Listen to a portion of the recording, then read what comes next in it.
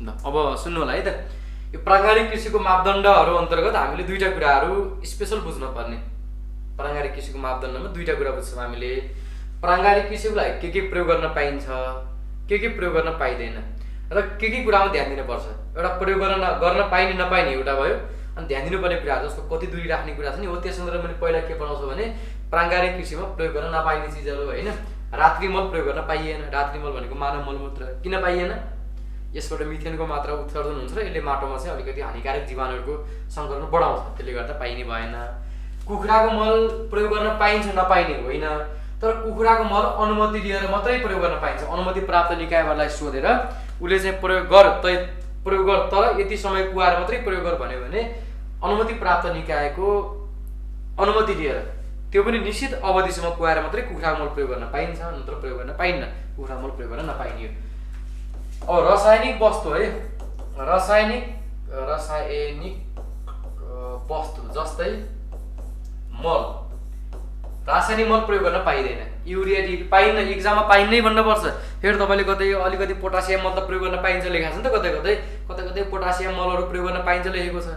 पाइन्छ भनेर प्राङ्गारिक कृषिमा रासायनिक मल प्रयोग गर्न पाइँदैन भन्नुपर्छ इक्जाममा। पाइन्छ पाइन्न भनेर पाइन्न नै हो। फेरि खै त प्राङ्गारिक मल त यो पोटासियमयुक्त मल त प्रयोग गर्ने भनेको छ भन्नु होला। त्यो पोटासयुक्त मल खाँदा एउटा निश्चित उसमा बिरुवामा चाहिँ त्यसले एउटा केमिकल पोलिसफेनलको रूपमा काम गरोस्, बिरुवामा चाहिँ प्रतिरोधात्मक क्षमता, प्रतिरक्षा शक्ति दियोस् होइन, बिरुवामा चाहिँ एउटा संरक्षणात्मक हिसाबले काम गरोस् भन्ने भएर रासायनिक वस्तु पनि प्रयोग गर्न पाइन्छ भनेको त्यसरी। अन्त प्राङ्गारिक मल प्रयोग गर्न पाइन्न, हर्मोन पनि प्रयोग गर्न पाइन्न, हर्मोन प्रयोग गर्न पाइन्न। रङ चढाउने है, रङ चढाउने पदार्थ पनि प्रयोग गर्न पाइन्न, पकाउने पदार्थ प्रयोग गर्न पाइन्न, र रासायनिक विषादी पनि प्रयोग गर्न पाइँदैन। यिनी रासायनिक वस्तुहरू के भयो त? रासायनिक वस्तुहरू, रासायनिक मल प्रयोग गर्न पाइँदैन। बिरुवा वृद्धि विकासको लागि जो प्लान्ट ग्रोथ रेगुलेटरहरू पिजिआर छन्, हर्मोनहरू, ती हर्मोन पनि प्रयोग गर्न पाइँदैन। रङ चढाउनको लागि जस्तो कहिले हुन्छ नि त्यो फलफुलमा रङ बढाउनको लागि, अथवा ऊ पनि गर्छन् कि फलफुलमा त्यो वाक्सिङ गर्ने बेला त्यो सोच्नको लागि वाक्सिङ गर्ने त्यो के राख्छन् नि, तिनीहरू पनि प्रयोग गर्न पाइँदैन। कुहाउनको लागि के अरे पकाउनको लागि पनि पाइएन। इथाइलिन राखेर केरा पकाउन पाइएन होइन, क्याल्सियम कार्बाइड राखेर पकाउन पाइएन। विषादी त प्रयोग गर्न पाउने कुरै भएन, रासायनिक विषादी यिनीहरू प्रयोग गर्न पाइँदैन। रासायनिक वस्तुहरू प्रयोग गर्न पाइने भएन होइन। अनि यो प्राङ्गारिक कृषिमा चाहिँ यो बायोग्यास लेदो, अब बायोग्यास लेदो होइन, यो 90 दिन कुहाएर प्रयोग गर्न पाइन्छ। कुहाएर मात्रै है, कुहाएर मात्रै प्रयोग गर्न पाइन्छ, अथवा प्रयोग गर्न पाइन्न। बायोग्यास लेदो खास गरी प्रयोग गर्न नपाइने हो। किन नपाइने भने यसले पनि माटोमा चाहिँ के अरे मिथेन ग्यासहरू निकाल्ने होइन, जलवायु परिवर्तन बढाउन सक्ने भएको भएर यो बायोग्यास लेदोहरू पनि खास गरी प्रयोग गर्न नपाइने भन्ने हुन्छ। राति मल प्रयोग गर्न पाइएन। कुखुराको मलहरू पनि अनुमति लिएर मात्रै प्रयोग गर्न पर्यो। अनि यो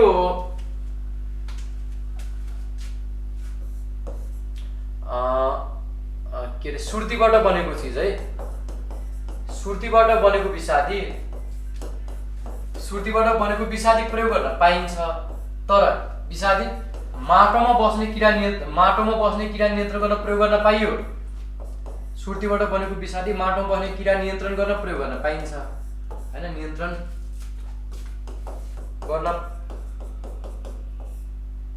गर्न प्रयोग हुने भयो। तर जो जमिन मुनि फल्ने तरकारी चाहिँ प्रयोग गर्न पाइने। फेरि जमिन मुनि होइन फल्ने तरकारी जस्तो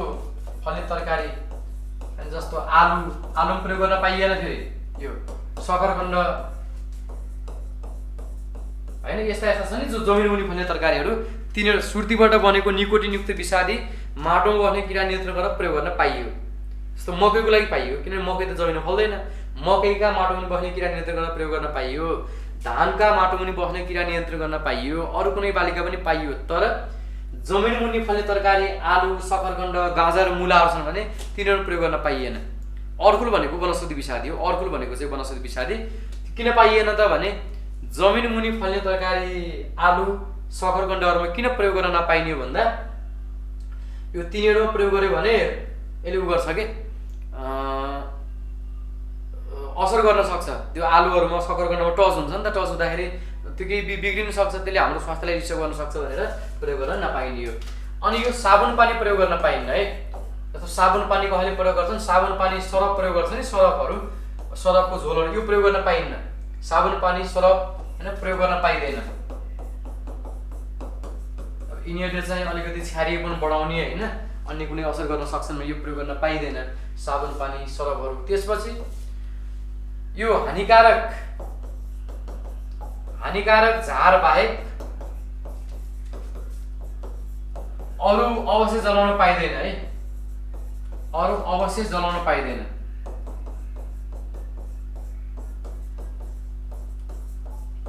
जस्तो अब मानम अर्कुल भनेको वनस्पति विषादी कसले सोध्नुभयो होइन। हानिकारक झार भनेको जस्तो मानम त्यहाँ एकदम नजलाइ नहुने झार हो, जसको बिउ नष्टै गर्न पर्ने हो भने अब त्यो बिउ नष्टै गर्न पर्ने हो भने त्यस्तो कन्डिसनमा चाहिँ प्रयोग गर्न मिल्यो होइन। यदि बिउ नष्टै गर्ने पर्ने अवस्था हो भने झारहरू के अरे त्यस्तो झारहरू जलाउन मिल्यो। तर जो धानका ठुटाहरू जलाइदिने होइन, त्यो मकैका दिने ढोलहरू जलाइदिने, अब त्यो विभिन्न वस्तुहरू त्यहाँ जलाइदिएर होइन माटोमा खरानी मिसिन्छ राम्रो हुन्छ भनेर जे पायो त्यो वस्तु जलाउन पाइँदैन। प्राङ्गारिक कृषिमा यी कुराहरूलाई अलिकति बन्देज गरिएको छ होइन। साबुन पानीको झोलहरू प्रयोग गर्न पाइँदैन अनि यी कुराहरूलाई बन्देज गरिएको छ। सार्वजनिक तरिकाले खेती गरिएको धानको अब यस्तो हुन्छ, बिउमा पनि यस्तो हुन्छ है।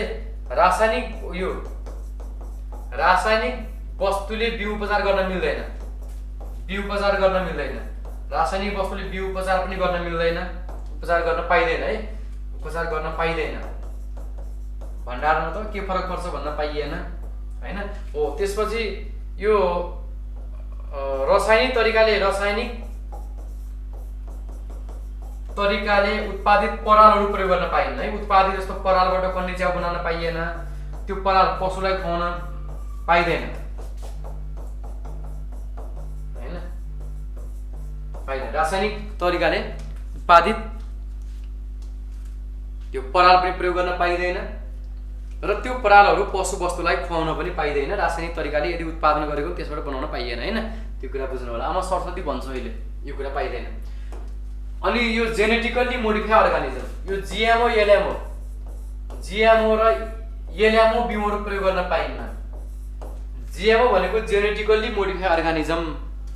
जेनेटिकल्ली मोडिफाई अर्गानिजम भनेको वंशानुगत रूपमै सुधारिएको एउटा बिउ जसको वंश मोडिफाई गरिएको हुन्छ।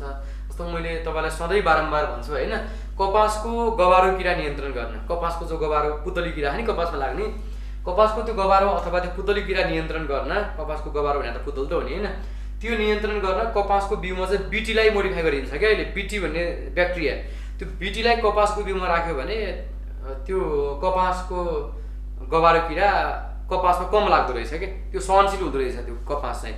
त्यो बिटी राख्दाखेरि गबारो किरा कम लाग्दो रहेछ, त्यो बिटी राखेर मोडिफाई गर्ने गरिन्छ होइन। हो त्यस्तो हुने हो। अब जिएमओ भनेको जेनेटिकल्ली मोडिफाई अर्गानिजम, त्यसको वंश नै मोडिफाई गरी अलिक फरक बिउ बनाइन्छ। एलएमओ भनेको लिभिङ मोडिफाई अर्गानिजम, त्यो भनेको जीवित उसलाई सुधार्ने हो। जस्तो अहिले कुनै देशले के पनि गर्न थालेका छन् भने मकैको बिउमा बङ्गुरको जिन मिसाउने, मकैको बिउमा बङ्गुरको जिन मिसाउँदा के हुन्छ भने बङ्गुर त मोटो हुन्छ, मकैको बिउमा बङ्गुरको जिन मोडिफाई गर्दाखेरि त्यो मकैको दाना पनि ठुलो हुँदो रहेछ कि, दाना पनि ठुलो हुँदो रहेछ होइन। हो त्यो जिएमओ एलएमओ भनेको त जीवितलाई सुधार्ने हो, अनि जीवितलाई नै मोडिफाई गरिन्छ। जस्तो फलिरहेको बिरुवालाई सुधारिन्छ त्यो एलएमओ भयो होइन, भने त्यसको वंश नै मोडिफाई गरिन्छ जिएमओ भयो। यिनीहरू प्रयोग गर्न पाइन्न। जेनेटिकल्ली मोडिफाई अर्गानिजम जिएमओको फुल फर्म चाहिँ, अनि एलएमओको लिभिङ मोडिफाई अर्गानिजम भन्ने हुन्छ। खास गरी यिनीहरू स्पेसली प्रयोग गर्न नपाइने चिजहरू भयो होइन, यिनीहरू चाहिँ त्यति धेरै प्रयोग गर्न पाइँदैन, यो कुरा बुझ्नु होला। प्रयोग गर्न नपाइने, अब प्रयोग गर्न पाइने के छन् त होइन, प्रयोग गर्न पाइने जस्तो काँचो मल, यसमा काँचो मल पनि प्रयोग गर्न पाइन्न है। काँचो मल पनि नकुहिएको मल प्रयोग गर्न पाइन्न, त्यो कुरा त अहिले पनि आउँछ कति समय कुहाउने भनेर। अब प्रयोग गर्न पाइने वस्तुहरू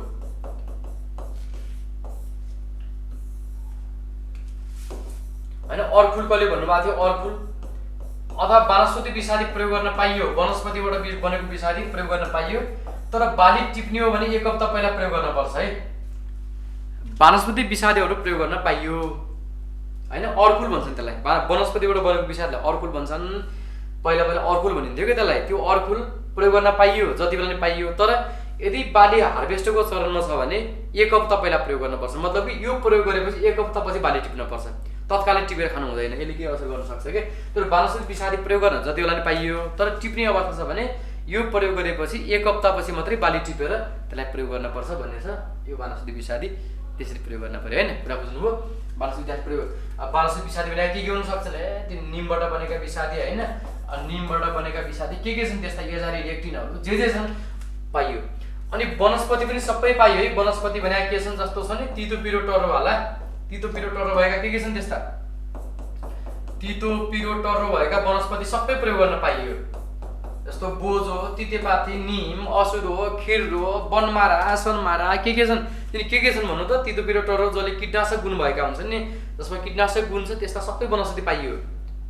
हर्रो, बर्रो हैन, सिस्नो, रिठाहरू, अदुवा, बेसार के छन् सबै प्रयोग गर्न पाइयो वनस्पतिहरू हैन, त्यो कुरा बुझ्नु होला। बोडो मिश्रण प्रयोग गर्न पाइयो, बोडो मिश्रण पनि पाइयो, मजाले पाइयो है बोडो मिश्रण। बोडो पेस्ट पनि पाइयो, बोडो पेस्ट पनि प्रयोग गर्न पाइयो र बोडो पेन्ट पनि प्रयोग गर्न पाइयो, यिनीहरू प्रयोग गर्न पाइन्छ। यदि तपाईले हैन ढुसीनाशक को रूपमा प्रयोग गर्न पर्यो, बिरुवामा ढुसीजन्य प्रकोप बढ्यो, बोडो मिश्रणले ढुसीको नियन्त्रण गर्छ, तर अहिले यसले ब्याक्टेरिया पनि नियन्त्रण गर्छ भन्ने प्रुफ भएको छ है। हामीले के भन्थ्यौं, बोडो मिश्रणको प्रयोग गर्यो भने यसले ढुसीबाट लाग्ने रोगहरूको नियन्त्रण गर्छ भन्ने पढ्थ्यौं नि हैन, सबैले पढ्या त्यही हो। तर पछिल्लो समय यसको रिसर्च गर्दाखेरि बोडो मिश्रणले ब्याक्टेरियाबाट लाग्ने रोगहरूको नियन्त्रण गर्छ भन्ने प्रुफ भएको, तर बडी जस्तै ढुसीबाट लाग्ने रोगको नियन्त्रण गर्छ। अनि बोडो पेन्ट पनि त्यही हो, बोडो पेस्ट पनि त्यही हो। यिनीहरू त्यसको लागि प्रयोग गर्न पर्यो, ढुसीजन्य रोगको नियन्त्रण गर्न। यिनीहरू प्रयोग गर्दा यसलाई मजाले अर्गानिक मानिन्छ। यिनीहरू प्रयोग गर्नु भनेको अर्गानिक हो। त्यसपछि यो फेरोमोन पासो प्रयोग गर्न पाइयो, फेरोमोन पासो मजाले प्रयोग गर्न पाइयो है। फेरोमोन पासो ल्युर, यसले केही फरक पार्दैन, यो ल्युर प्रयोग गर्न पाइयो। अन्य भौतिक पासोहरू प्रयोग गर्न पाइयो, जस्तो हुन्छ नि बत्तीका पासोहरू। भौतिक पासो भने के हुन्, बत्तीको पासो, खाल्डे पासो हैन, येलो स्टिकी ट्र्यापहरू, फोहोरी पासो हैन, मदाने पासोहरू छन् नि त, विभिन्न पासोहरू। अन्य खालका भौतिक पासोहरू सबै प्रयोग गर्न मिल्यो, मजाले पाइयो। खनिज तेल प्रयोग गर्न पाइयो, जो मिनरल ऑयल भन्छ नि हैन, खनिज तेल। खनिज तेल भनेर बजारमा सर्वोएट्सो भनेर आउँछ के, सर्वोएट्सो, यिनीहरू पनि प्रयोग गर्न पाइयो मजाले। हेर्दाखेरि के लाग्छ भने बोडो मिश्रण त प्रयोग गर्न पाइन्न होला जस्तो लाग्छ नि त, किनभने यो केमिकलै हो नि लाग्छ क्या हामीलाई। फेरोमोन पनि त केमिकल हो नि, यो ल्युर पनि त केमिकल हो, तर यो प्रयोग गर्न पाइन्छ केमिकल भए पनि।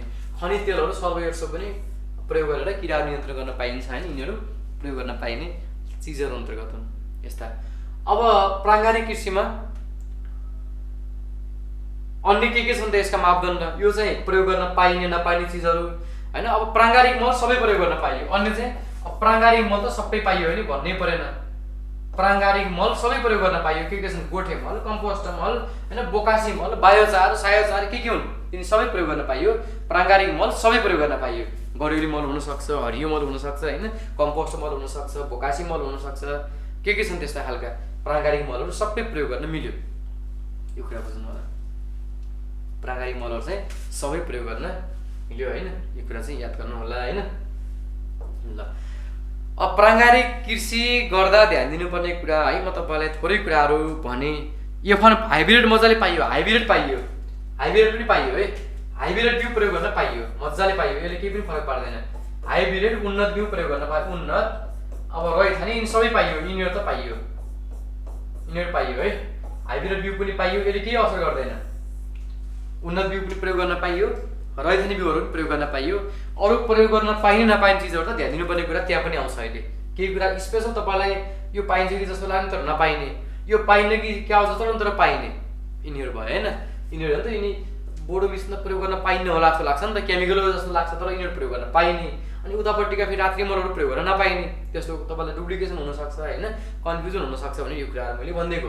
यो लेखन चाहिँ म तपाईँलाई धेरै काम दिन्छ यसले। प्राङ्गारिक कृषिका मापदण्ड लेख भने त यिनी लेख्ने, तपाईँले सर्ट यिनी म जे पढाउँछु नि ट्याका भाषामा लेख्ने हो। अब ध्यान दिनुपर्ने कुराहरू है, प्राङ्गारिक कृषिमा एउटा रूपान्तरण अवधि हुन्छ, रूपान्तरण अवधि। रूपान्तरण अवधि हैन, रूपान्तरण अवधि भनेको यसलाई सङ्करण अवधि पनि भन्छन् है, सङ्करण। फेरि सङ्करण भनेको रोग फैलिने सङ्करण भनेको होइन, यसलाई सङ्करण अवधि पनि भन्छन्। ल के हो रूपान्तरण अवधि भनेको भन्नु त? के हो रूपान्तरण अवधि? प्राङ्गारिक कृषि मानव सुन्नु होला है। एउटा सानो इक्जाम्पल, मैले रक्सी जाँड खान्थेँ, खान्न मैले तै पनि एउटा तपाईँलाई बुझाउनको लागि भनेको। मानव मैले रक्सी जाँड खान्छु, मैले रक्सी जाँड लगातार खान्थेँ, मैले हिजो रक्सी खाएँ, आज खाइनँ, भोलि खाइनँ भने त्यसलाई रक्सी छोडेको भन्न मिल्छ मिल्दैन? मैले हिजो खाएँ रक्सी, आज खाइनँ, अब मैले त रक्सी छोडेँ भन्न मिल्यो? त्यसलाई मिलेन नि।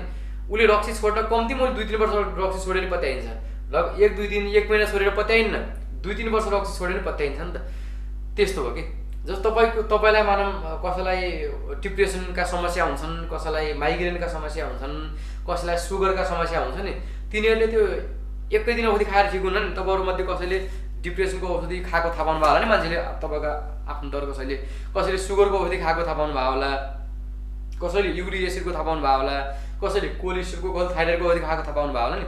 त्यो 2 दिन औषधि खाएर ठिक हुन्न नि त। त्यो थाइरोइड 2 दिन औषधि खाएर ठिक हुने होइन, प्रेसर 1 दिन खाएर ठिक हुने त होइन, सिटामोल खाएको त होइन, त्यो एन्टिबायोटिक अलिक फरक छ नि त त्यहाँनिर होइन। एलोपेथिक त अलि लामो समय खानुपर्ने पनि हुन्छ नि कुनै कुनै। त्यो किन त्यो लामो जस्तो डिप्रेसनका औषधि 2-3 वर्ष खानुपर्छ कि 4 वर्ष खानुपर्छ? किनभने त्यो सबै त्यो नेगेटिभ जो हर्मोन हाम्रो दिमागको विकास भएको छ, त्यो नेगेटिभ हर्मोनलाई हटाएर पूर्ण रूपमा रिलिभ हुनको लागि टाइम लाग्छ त्यहाँनिर।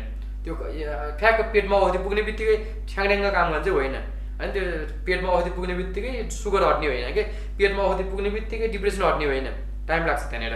भने अब हामीले रासायनिक खेती गरिसकेपछि मैले अहिले प्राङ्गारिक खेती गरेर हुन्छ त? त्यहाँनिर हुँदैन नि। त्यो माटोमा रहेका प्राङ्गारिक अवशेष पूर्ण रूपमा पहिलाको जस्तै प्राङ्गारिक हुन, रासायनिक अवशेष नष्ट हुन कम्तीमा 3 वर्ष लाग्छ। उही जग्गामा लगातार 3 वर्ष खेती गऱ्यो भने बल्ल त्यो अर्ग्यानिक हुन्छ। त्यो पहिलो वर्षमा गर्ने बित्तिकै अर्ग्यानिक फल्ने होइन, फले पनि त्यसलाई अर्ग्यानिक मानिन्न। त्यसले गर्दा रूपान्तरण अवधि 3 वर्ष हुन्छ। 3 वर्षपछि मात्रै उसले प्राङ्गारिक प्रमाणपत्र पाउँछ त्यो जग्गामा खेती गर्नको लागि। किन पहिलो वर्षमा प्राङ्गारिक पाएन त भने त्यसले रासायनिक मल नहाल्दैमा त्यो माटो राम्रो हुन्छ भन्ने छैन कि। त्यो त माटो त बिग्रिसकेको छ। त्यो माटो सुरुकै प्राङ्गारिक अवस्थामा आउन कम्तीमा 3 वर्ष लाग्छ। त्यो माटोमा त नेगेटिभ चिजहरू छन् त, त्यहाँ नराम्रा जीवाणु छन्, नराम्रो रासायनिक वस्तुहरू छ, त्यो पुरै नष्ट हुन 3 वर्ष लाग्छ कि। त्यही भएर प्राङ्गारिक कृषिमा रूपान्तरण अवधि 3 वर्ष हो। रूपान्तरण भनेको सङ्क्रमण भनेको रासायनिकबाट प्राङ्गारिकमा जाने कुरालाई सङ्क्रमण पनि भन्ने गरिन्छ। सङ्क्रमण भनेको अर्कोमा जाने कुरालाई, चेन्ज हुने कुरालाई सङ्क्रमण भन्छन् है। तर यो रूपान्तरण अवधि पहिलो वर्षबाटै गणना हुन्छ। फेरि रूपान्तरण अवधि पहिलो वर्षबाटै गणना हुन्छ। गणना त पहिलो वर्ष पनि गर्न मिल्यो, तर फाइनल कति हुन्छ? 3 वर्षमा। र यो 3 वर्षभन्दा बढीदेखि बाँझो जग्गामा चाहिँ रूपान्तरण अवधि लागु हुँदैन। कुरा बुझ्नु होला है। यदि 3 वर्षभन्दा अघिदेखि लगातार कुनै जग्गा बाँझो छ भने त्यसमा पहिलो वर्षमै रूपान्तरण अवधि पुरा हुन्छ। रूपान्तरण अवधि 3 वर्ष कुर्नु पर्दैन। बाँझो जग्गा भनेको फेरि गत वर्ष खेती गरे यो वर्ष बाँझो छोडेको होइन। लगातार 3 वर्ष पहिलाभन्दा कुनै जग्गा बाँझो छ भने त्यो बाँझो जग्गामा रूपान्तरण अवधि लागु हुँदैन। होइन, यदि लगातार 3 वर्षभन्दा पहिलाबाट कुनै जग्गामा बाँझो छोडिएको छ भने त्यसमा चाहिँ पहिलो वर्षमै रूपान्तरण अवधि पुरा हुन्छ। होइन, यो कुरालाई बुझ्नु होला। रूपान्तरण अवधिका कुराहरू भए। अनि यो कम्पोस्ट मल छ नि, कम्पोस्ट मल कम्तीमा 90 दिनको आउनुपर्छ है। कम्तीमा पनि 90 दिनको आउनुपर्छ।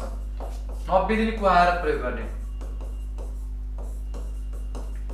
यदि 90 दिनभन्दा कम कुहाएर प्रयोग गर्यो भने त्यो प्राङ्गारिक मल के अरे कम्पोस्ट मल प्रयोग गर्दा पनि रासायनिक हुनसक्छ, प्राङ्गारिक नमान्ने हुनसक्छ कि।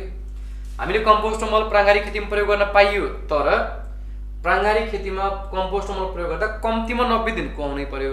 यदि 89 दिन मात्रै कुहाएको छ भने त्यसलाई प्राङ्गारिक मानिन्न। फेरि कम्तीमा 90 दिन भनेको बढीमा त 100 200 एकै वर्ष कुहाए पनि भयो, कम्तीमा पनि 90 दिन कुहाउनु पर्यो।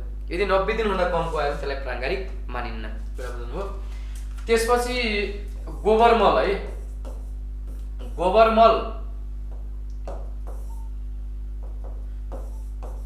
मलहरू चाहिँ बाली काट्नुभन्दा 30 दिन अघि प्रयोग गर्ने भनेको छ। काट्नु भनेको छ त्यहाँ फेरि बाली काट्नुभन्दा 30 दिन अघि प्रयोग गर्ने के भने आयो? मिल्या त छैन त, तर मापदण्डमा त्यही छ। 30 दिन अघि प्रयोग गर्ने, 30 दिन अघि प्रयोग गर्ने। तर कम कुहिएको छ भने आज, यदि कम कुहिएको छ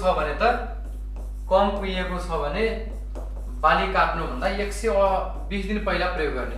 काट्नु अथवा टिप्नु है। यो काटेको ठाउँमा त्यहाँ टिप्नु पनि हुनसक्छ। टिप्नुभन्दा 120 दिन अघि प्रयोग गर्ने भनेको छ। यो कुरा नमिल्दो छ होइन, बाली काट्नुभन्दा पहिला कहाँ प्रयोग गर्ने, 30 दिन अघि प्रयोग गर्ने, सकेसम्म अघि प्रयोग गर्ने, सकेसम्म गोबर मल प्रयोग नगर्ने।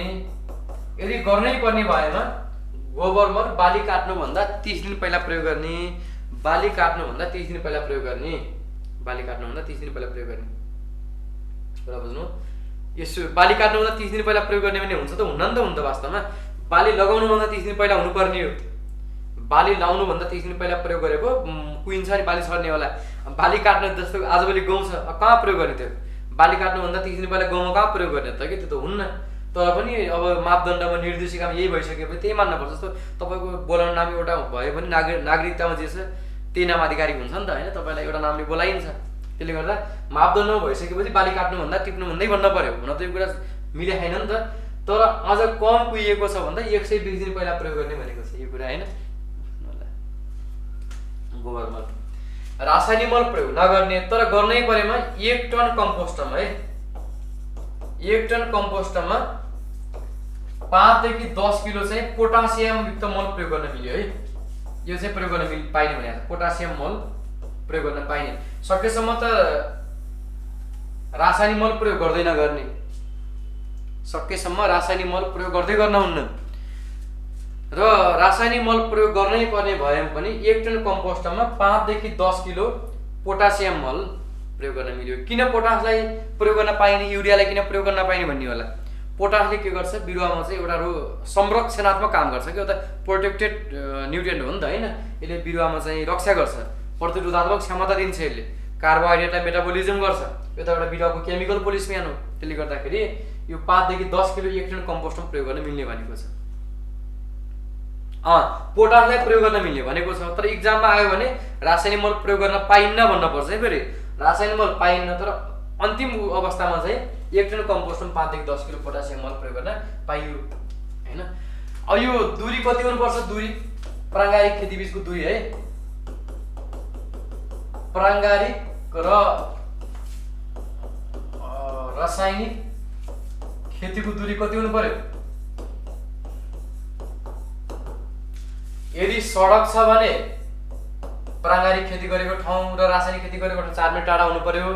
मध्यवर्ती क्षेत्र, मध्यवर्ती भने के हो, वन जङ्गल भएको, जो राष्ट्रिय निकुञ्ज आसपासको क्षेत्र हुन्छ नि, वन जङ्गल डाँडा काँडा खोला नाला भएको क्षेत्र हो, त्यो मध्यवर्ती क्षेत्र बफर जोन हो भने 5 मिटर हुनु पर्यो। अनि सेरेना मौरी कति टाढा हुनु पर्यो, सेरेना मौरी हुनु पर्यो 2 किलोमिटर टाढा रासायनिक खेती गरेको भन्दा। अनि मेलिफेरा मौरी हुनु पर्यो 4 किलोमिटर टाढा। किन यत्रो किलोमिटर हो त, यिनीहरू त मौरी चर्न त्यहाँसम्म पुग्छ नि त, मौरी त चर्न धेरै टाढा पुग्छ। सेरेना मौरी खासै टाढा जान्न, 2 किलोमिटर भए पुग्यो। मेलिफेरा टाढा जान्छ, 4 किलोमिटर हुनु पर्यो होइन, रासायनिक खेती गरेकोबाट यति टाढा हुनु पर्यो यिनीहरू। त्यसै माछा पालन जलाशय, माछा पालन चाहिँ रासायनिक खेती गरेको भन्दा 5 मिटर टाढा हुनुपर्छ होइन। यो सबै टाढा हुनु पर्यो रासायनिक खेतीबाट।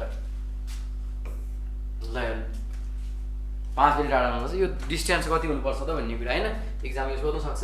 सडक भएमा रासायनिक र प्राङ्गारिक खेती भएको दूरी 4 मिटर हुनु पर्यो। यदि मध्यवर्ती क्षेत्र छ भने 5 मिटर हुनु पर्यो। सेरेना मौरी पालेको क्षेत्रबाट रासायनिक खेती गरेको दूरी कति टाढा हुनु पर्यो, 2 किलोमिटर। सेरेना मौरी त चर्न जान्छ नि त, त्यो सेरेना मौरीमा विषादी हाल्ने भनेको होइन, मौरी त फुलहरू चर्न जान्छ, बारी नालीमा चर्न जान्छ, त्यो विषादी हालेकोमा चऱ्यो भने त असर हुन्छ नि त। त्यो त्यति टाढा 2 किलोमिटर हुनु पर्यो। सेरेनाको मेलिफेरा अझै टाढा उड्न सक्छ, जो मौरी पालेको एपियरी भन्छ नि, मौरी खर्क हो, त्यो मौरी खर्कबाट त्यो टाढा हुनु पर्यो कि। र माछा पालन जलाशय रासायनिक खेती गरेको भन्दा 5 मिटर टाढा चाहिँ हुनुपर्ने हुन्छ होइन। यो प्राङ्गारिक र रासायनिक खेती बिचका केही मापदण्डहरू भयो होइन त। धेरै कुराहरू रहेछन्, तपाईँलाई इक्जाममा सोध्यो भने यो अब इक्जाम अरू सामान्य कुराहरू है, जस्तो हामीले यहाँ प्राङ्गारिक तरिकाले खेती गर्दा यन्त्र उपकरणहरू पखाल्न पर्छ, रासायनिक खेती गरेको उपकरण पखाल्न पर्छ, भण्डारणमा रासायनिक विषादी प्रयोग गर्न हुँदैन, प्याकेजिङ गर्दा सँगै गर्न हुँदैन होइन, सँगै नजिक भण्डारण गर्न हुन्न, तिनी सामान्य कुरा पनि छन्। फेरि अन्य मापदण्ड जस्तो प्राङ्गारिक उपज र रासायनिक उपज सँगै राख्नु हुँदैन होइन, दुईटा बारी सँगसँगै हुनु हुँदैन, ती धेरै कुराहरू छन्। रासायनिक खेती गरेका यन्त्र उपकरण पखालेर मात्रै प्राङ्गारिक खेतीमा प्रयोग गर्न पर्छ, धेरै कुराहरू छन् त्यस्ता चाहिँ होइन। आज त के पनि भनिएको छ भने मान्छे पनि हिँड्न हुन्न भन्ने छ। रासायनिक खेती गरेको ठाउँबाट प्राङ्गारिक खेतीमा तत्काल मान्छे पनि हिँड्न हुन्न भन्ने छ होइन। त्यो धेरै कुराहरू छन् सामान्य कुराहरू, खास प्राङ्गारिक कृषिका अलिक बढी स्पेसल मापदण्डहरू भनेको यी हुन्।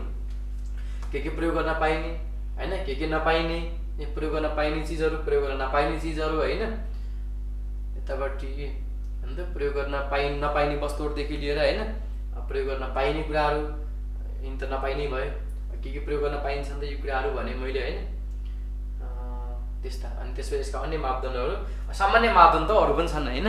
ल यस्ता कुराहरू छन्, यसलाई प्राङ्गारिक कृषिको मापदण्डको रूपमा बुझ्नु होला। अरू धेरै छन् मापदण्ड नर्मल कुराहरू, तिनी भयो। अब हामी लास्टमा प्राङ्गारिक कृषिको प्रमाणीकरण प्रक्रिया पर्छौँ है। के हो त अर्ग्यानिक सर्टिफिकेसन भनेको, प्राङ्गारिक प्रमाणीकरण के हो त? अब